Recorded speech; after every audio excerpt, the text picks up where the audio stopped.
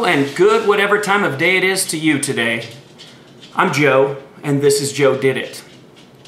I remember when I was a kid, as a family we would go to the community pool. One of my favorite things to do at the pool was go to the concession stand and stare at the golden brown, soft, delicious pretzels hanging from a hook, spinning beneath the light of a heat lamp.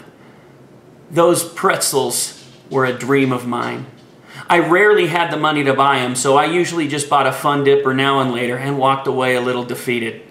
But not today. Today, I made soft pretzels. These soft pretzels are way better than those that were hanging from the hook. And today, during this little video, I've recorded how I did it.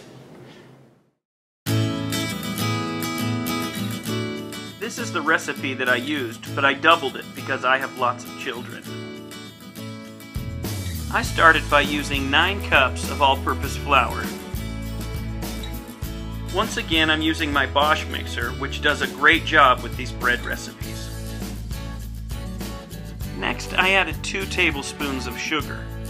This recipe calls for the use of kosher salt, though I'm sure you could use regular salt as well. I add 4 tablespoons of the salt. The recipe I use calls for 1 packet of yeast per batch, which translates to about 2½ teaspoons. I chose to use 1 tablespoon per batch. In order to ensure an even distribution of the dry ingredients, I turn the mixer on for a few seconds. In a microwave-safe dish with a lid, I melt 4 ounces of butter to add as the next step. As the final ingredient, I add 3 cups of warm water. I place the lid on the mixer and let it mix and knead until the dough reaches the right consistency. The dough will look something like this. It's not quite smooth like the pizza dough recipe, but it's soft to the touch. You will need to flour the countertop in preparation for the dough ball. Form the dough into a round and place it on the flour. Once again, slap it for good measure, and cover it and let it rise until it doubles in size. While the dough is rising, prepare to add 2/3 cup of baking soda to 10 cups of water.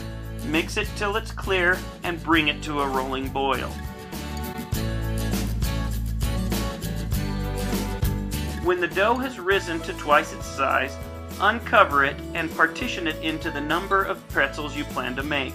Since I doubled this recipe, I will cut this using a pizza technique into 16 equal wedges.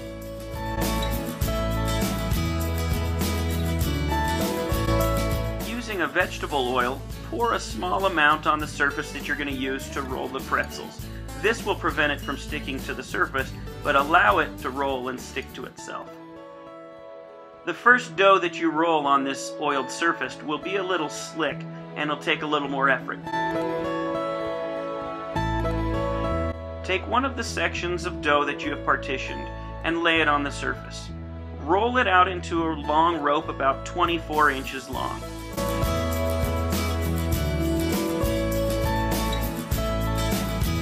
Now for the fun part. You need to create the pretzel shape. Form it into a U, cross it over twice, and then flip it across itself, and you have a pretzel. I prepare my cooktop like this. On the left I have the raw dough with the boiling water in the center, and on the right a greased empty baking sheet. Using a large spatula, place one dough at a time into the boiling water for 30 seconds.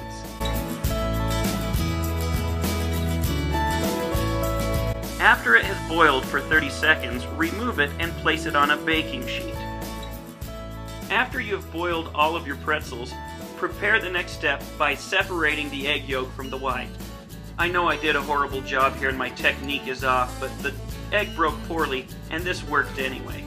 Combine 2 egg yolks and 2 teaspoons of water and beat it until it is smooth.